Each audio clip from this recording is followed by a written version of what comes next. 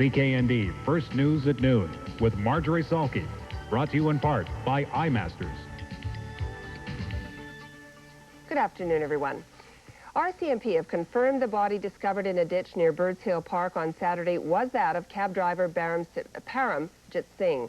RCMP say Singh was shot several times at the site. The 28-year-old cab was found deserted in the city late last week. Singh's body was found with his pants around his ankles, and he laid in a fetal position. More information on the incident is expected to be made public sometime today. Meanwhile, Winnipeg taxi driver Bob Carrier says cabbies are angry they can't get better protection to safely do their jobs.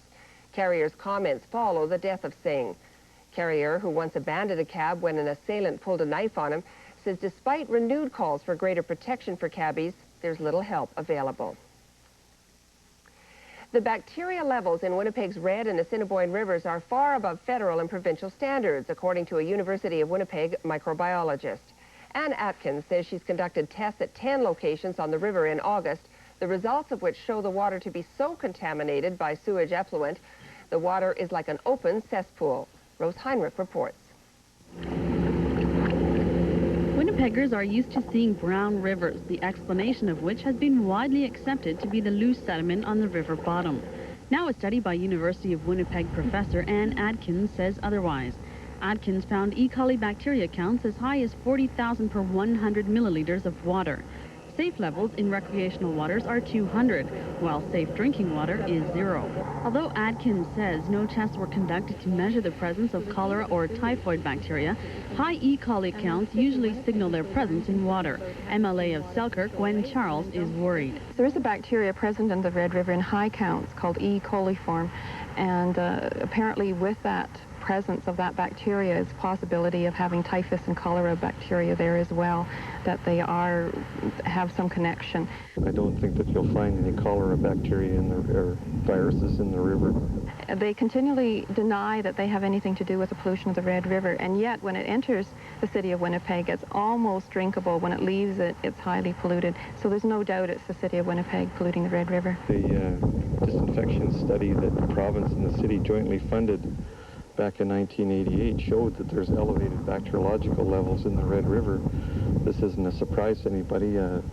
That situation has been like that since the city of Winnipeg was founded at the forks of the Red and Assiniboine. Charles raised the issue in the legislature yesterday because the province is so concerned with cleaning up Shoal Lake, while residents of Selkirk sometimes drink water from the Red River. Charles says raw sewage leaks into the river when it rains, causing the overflow to pass into the sanitary drainage pipes, which come back into the river untreated.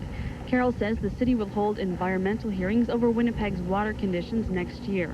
Until then, Carroll says all their options to clean up the rivers are too expensive to put into action.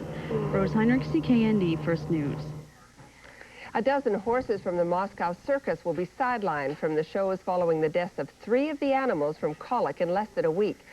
Circus official Catherine Luff says the latest horse died in Winnipeg Thursday after it arrived on a truck from Ottawa.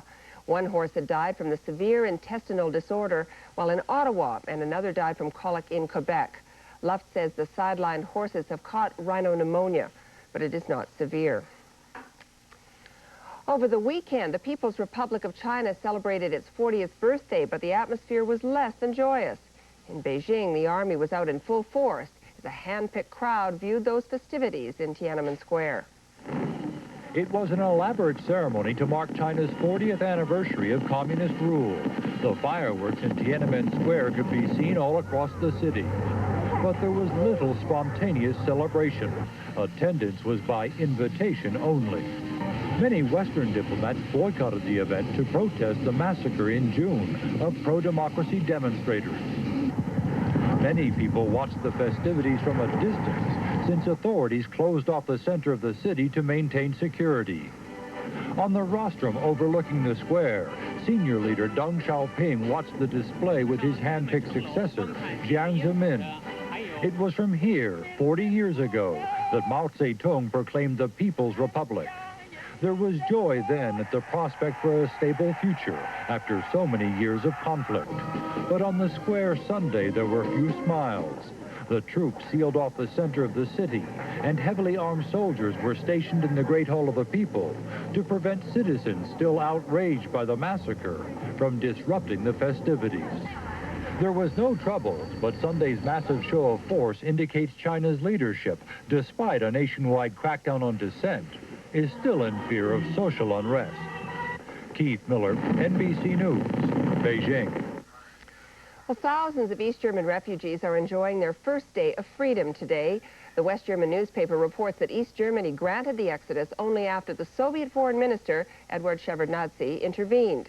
But as Brad White reports, the refugee crisis is far from over. The Bonn government said these East German refugees will not be the last group which is granted asylum in its East Bloc embassies. Officials say almost 7,000 East Germans arrived in the West German state of Bavaria over the weekend. They had been holed up in Bonn's embassy in Prague. Some had been there more than a month. Under a deal worked out by West German Foreign Minister Hans-Dietrich Genscher, they were allowed to board trains bound for Bavaria. Many are now in Red Cross relocation camps and are completing the required paperwork so they can receive their West German passports. Another 1,000 East Germans arrived in a camp outside Hanover. They had been holed up in West Germany's embassy in Warsaw and had also been granted free passage to the West. No sooner had the trains pulled out of Prague and Warsaw than more East Germans began pouring into the West German embassies. Almost 500 new asylum seekers scaled the fence surrounding the West German compound in Prague. Czech police have been ineffective in their attempts to keep the refugees from entering the embassy grounds. And there are reports that another 100 East Germans have again occupied the grounds of Bonn's embassy in Warsaw. A West German government spokesman said his country's East Bloc embassies would continue to accept East German refugees. He said if East Berlin wants to stem the refugee flow, the government should adopt a system of new reforms. He shrugged off reports by the official East German news agency that the Bonn government had unfairly lured the East Germans to the West. Brad White, CNN, Frankfurt.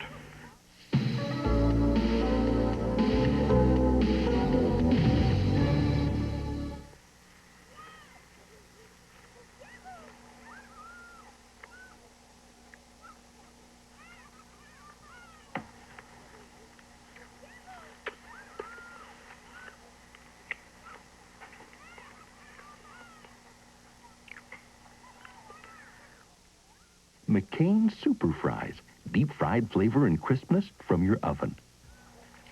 For the strong, silent type.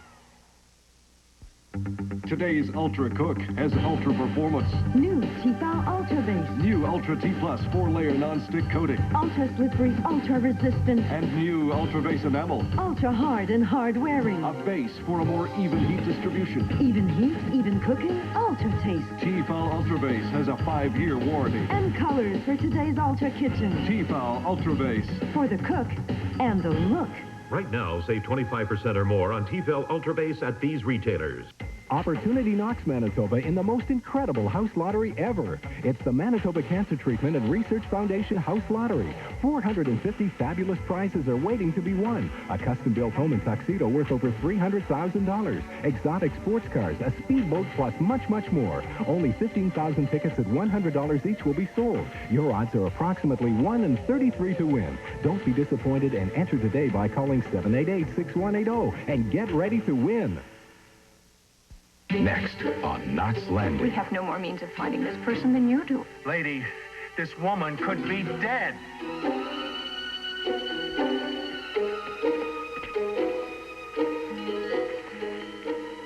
I don't want to move here anymore.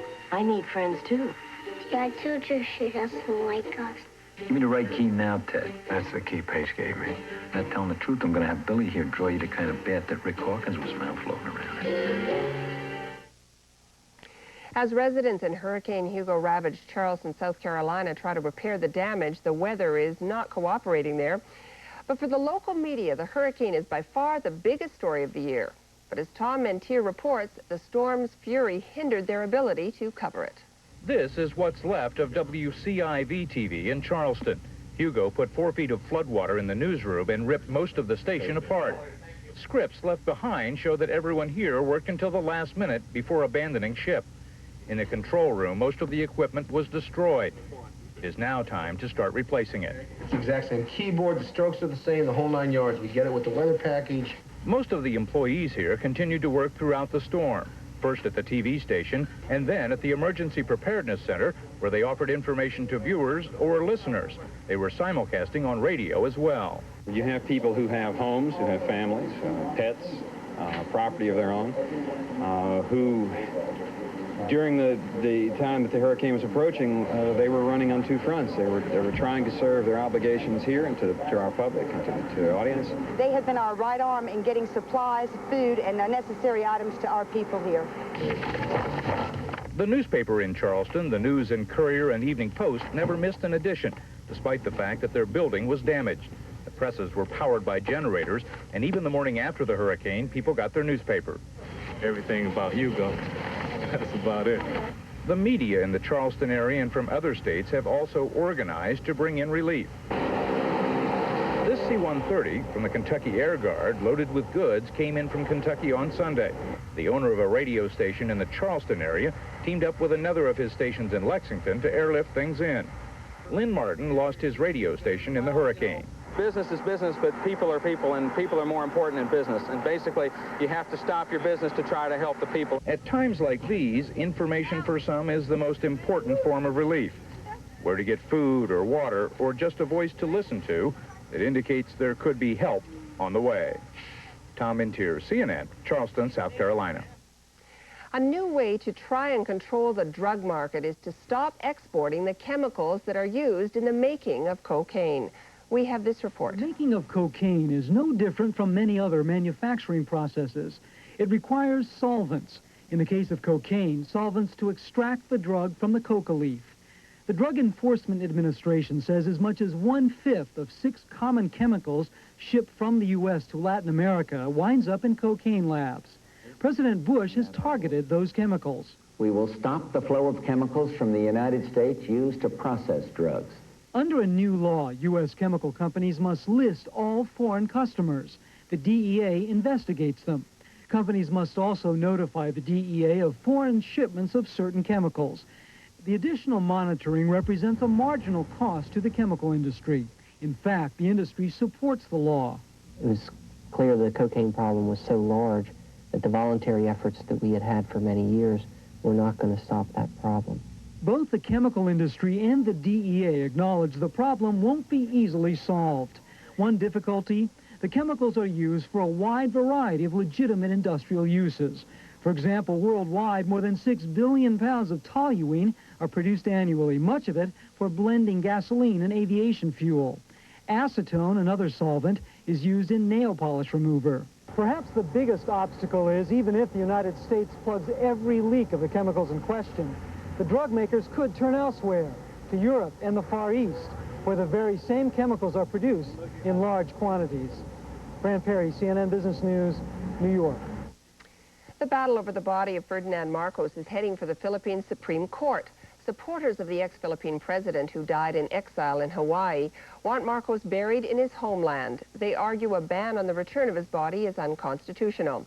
Philippine President Cory Aquino says she will abide by the court decision. Well, video games have been the hottest fad for the past several years, but Japanese car manufacturers predict a new fad. They say the car industry is booming amongst Japanese kids, but it's toy racing cars they are talking about. They're fast on their way to becoming the next big thing in cars from Japan. Toy cars that run on batteries and race at tremendous speeds for their size. It's very fun. If the 6-inch long cars were scaled to full size, they'd be going faster than 300 miles per hour, faster than real Formula One racers. My car flew out from the rail during the race. I think it was overpowered. Japan's Tamiya Corporation began marketing the so-called racing minis or hypercars in Japan 3 years ago and has since sold 35 million of them. Getting more popular and popular. More than 1.5 million are now being produced each month. Not even Toyota can boast making that many cars. The minis, which come unassembled and sell for anywhere from the equivalent of more than $4 to $12 US, are something Japanese children, boys in particular, are willing to save up for. I buy those cars with my pocket money, but sometimes my parents help me buy the cards. Market analysts believe the $2 billion a year U.S. demand for video games may have peaked. Tamiya hopes the Mini will pick up where they left off. And in Japan, at least, Mini children are showing a preference for the Mini. I like the mini car race better than computer games because I believe the race has more to do with luck. Tamiya is now marketing the cars in 64 countries, including the U.S. Other toy manufacturers, including Mattel and Tonka, have their own models, all at the starting line for this year's Christmas buying rush. Taylor Henry, CNN, Tokyo. Imagine building that racetrack in your basement. Well, an incredible tale of survival in the South Pacific. An American and 3 New Zealanders given up for dead were found alive today after drifting for 123 days on an upturned sailboat. They say they survived by eating seabirds and seaweed and living off some of the provisions they had on the boat. The 4 men set out from New Zealand in June and flipped over in a gale 3 days after leaving. They had to cut a hole through the hull to get out. Well, the weather picture for Winnipeg, it certainly changed over the weekend from a wonderful summer day on Saturday to the beginning of winter yesterday. It's going to get a little milder tomorrow. We're hoping for a high of 10. Currently in the city it is 1 degree and it's snowing. I'm Marjorie Salke. We'll have more news later. CKND First News at Noon has been brought to you in part by iMasters. Ron Kuipers, Cal Murphy, and Mike Riley field your questions. Be part of the Big Blue Call-In Show, Thursday at 7 p.m. on CKND TV.